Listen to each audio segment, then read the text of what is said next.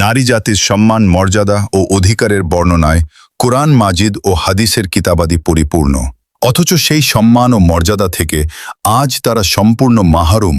নিজেদের অধিকারের দাবি নিয়ে আজ তাদেরকে এদিক সেদিক ছোটাছুটি করতে হয়, কিন্তু অধিকার তারা পায় না, বরং অধিকার চাইতে গিয়ে উল্টো তারা লাঞ্ছিত হচ্ছে।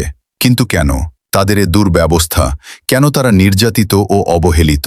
এটা একটু ভেবে দেখার বিষয় নয় কি? আমরা এখানে ইসলাম পুরুতত্ত্ব, নারী জাতির সম্মান ও মর্যাদা সংক্রান্ত কোরআন হাদিসের আলোচনা পেশ করব, এবং সেই সাথে ইনশাল্লাহ নারীদের পরিচয় দিতে গিয়ে মহান আল্লাহ ইরশাদ করেন, তারা তোমাদের স্ত্রীরা তোমাদের পরিত্য এবং তোমরাও তাদের পরিত্য।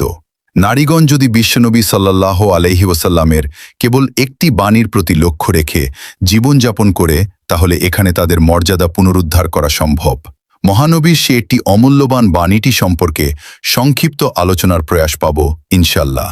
নারী মুক্তির অগ্রদূত রহমতে আলম সাল্লাল্লাহু আলাইহি ওয়াসাল্লাম ইরশাদ করেন, যে রমণী উত্তম রূপে মাত্র 4টি আমল করবে, দয়াময় আল্লাহ তাআলা তার জন্য জান্নাতের 8টি দরজায় খুলে দিবেন।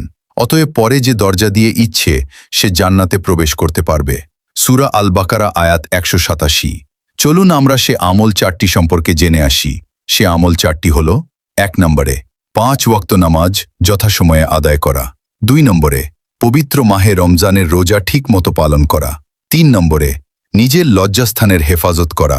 ও 4 নম্বরে সর্বোপরি স্বামীর অনুগত হয়ে তার কথা মতো চলা। আমার এই বাণীটি যেই ভাই ও বোনেরা দেখবেন, তারা বাণীটি সকলকে দেখার সুযোগ করে দিবেন, এবং আমার ভিডিওটি যদি আপনাদের ভালো লেগে থাকে তাহলে অবশ্যই একটি লাইক, একটি কমেন্ট আপনারা করে যাবেন।